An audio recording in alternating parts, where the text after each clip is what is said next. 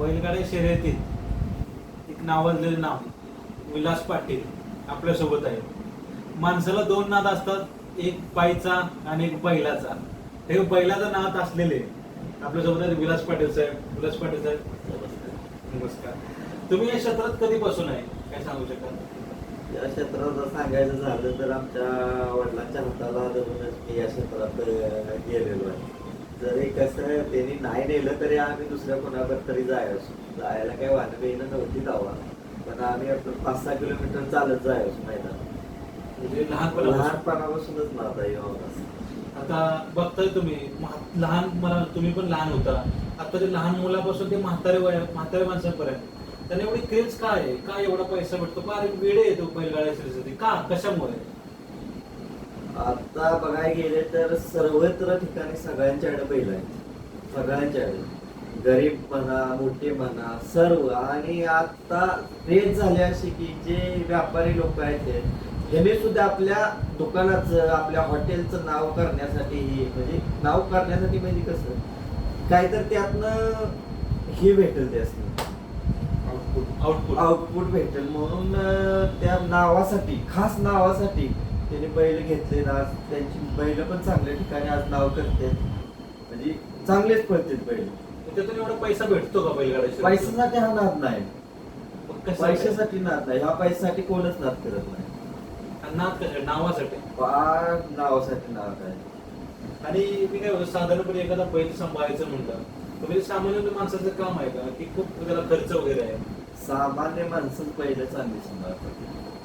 त्याला सांभाळण्यासाठी खर्च वगैरे? खर्च कसं, एका कुटुंबात 8 माणसं असतील, त्या एका कुटुंबात एक बैल, 8 माणसाच्या बरोबरीने 8 माणसाच्या बरोबरीने एका बैलाचा खर्च जातो.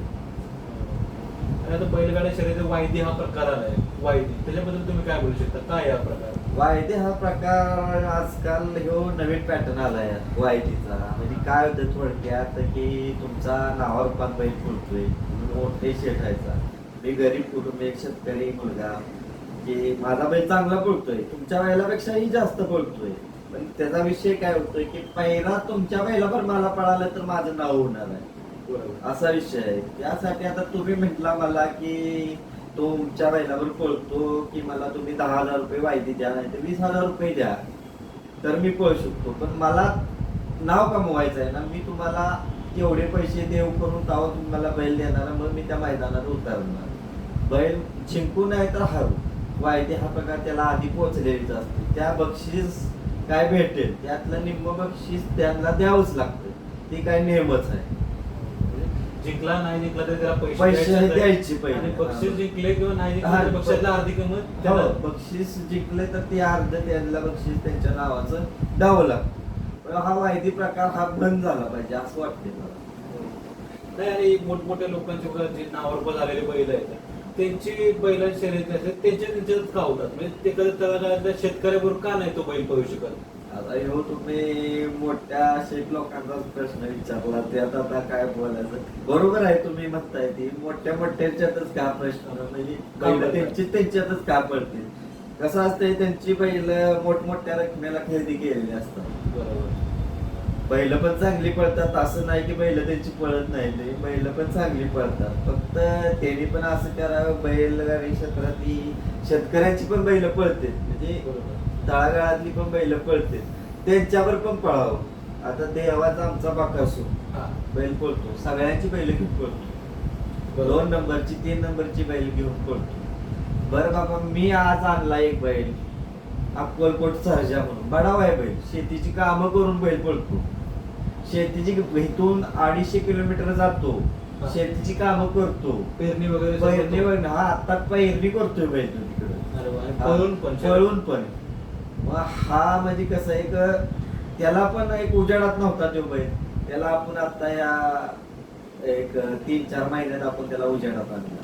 आणि एक महत्वाचा प्रश्न की बैलगाडी शर्यत एखाद्याची शेतकरी कुणाची गाडी 1 नंबरला आली तर त्याला वगैरे लिंबू आहे का तुझ्याकडे वगैरे, असं काय हा प्रकार आहे?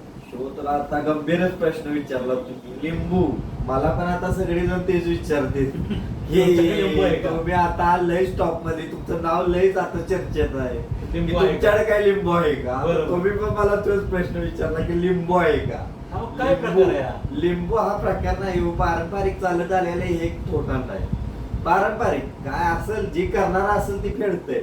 बरोबर. तुम्ही आता बघितच असेल तुम्ही प्रत्येकाचं स्टेटस वगैरे पडते की बैलाचा फोटो भाव पूर्ण श्रद्धांजली. हा. हा लिंबूचाच प्रकार आहे सगळा.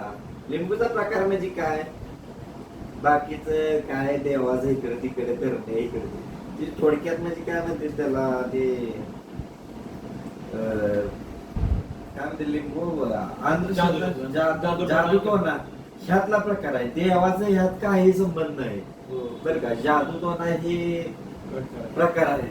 ठीक आहे. आता ह्याच्यामध्ये जास्त महिला तर दिसून येत नाही. मग ह्याच्यामध्ये महिला वगैरे आहेत का, किंवा पहिले महिला कोण होती तुम्ही काय सांगू शकाल?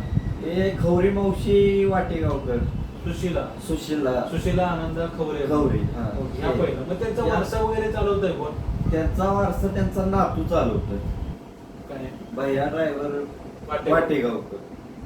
त्यांचा वारसा चालवतोय. त्यानंतर मग शारदा. हा त्यानंतर शारदा पाटील पुणेकर हा. यांचं नाव पण खूप चर्चेत होतं. खूप म्हणजे खूपच चर्चेत होतं. ते आता नाव जरा पुसट पुसट चाललंय. आणि त्या उर्मिला नंतर हा परत आमच्या ताईचं आता नाव गाजतंय. आता आमचा सर्जा पण त्यांच्यावरच आता पाळणार आहे. मग काय नाव? उर्मिला. उर्मिला ताई माणिक शेठ गायकवाड. ओके. हा. धन्यवाद. आणि तिसरी महिला म्हणाल तर तुम्हाला सांगतो मयुरी ताई देवी. ती तिसरी महिला म्हणजे बैलगाडी क्षेत्रात आता दिसते जास्त करून. तर तुम्ही आता तरुण पिढीला काय सांगाल? हा नाद करावा का नको? काय याच्यावर?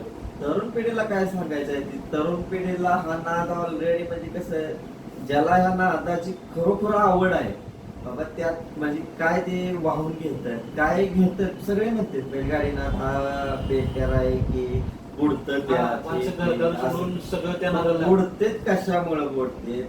बैलगाडी नादामुळे बुडत नाही, वेगळा काहीतरी प्रकार करते.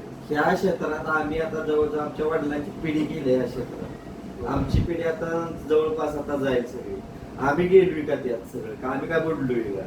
बुडलो म्हणजे असं कुठंच नसतंय की बाबा सगळं घरदार विका आणि त्या क्षेत्रात सगळं झोपून द्या, असं काही नाही.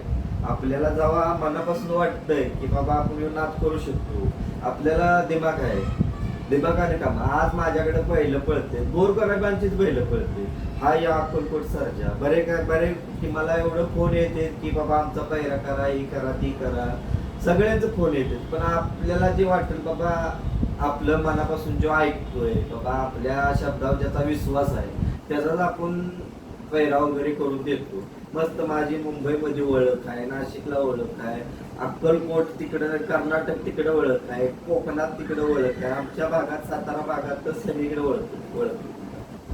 असं नाही की हे म्हणजे असं. पण आपण कसं असतंय की पिक्चर मध्ये येणं म्हणजे ह्याच्यात काय होतंय हा बाबा ह्याच्या जास्त बाईट पडते. बाईट पडायने म्हणजे काय की आता युट्यूबवर ही सगळे आता बाकीचे काय होते क्रेज युट्यूबचे आता सध्या सगळ्यात जास्त क्रेज आहे. बाईट जास्त सगळ्यात जास्त कुणाच्या आहे त्या व्ह्यू वाढण्यासाठी असं तसं. पण हाय जे बैल पळते त्यांच्या बाईट जास्त पडतेच, त्यात काय विषय नाही. धन्यवाद विलास पाटील साहेब.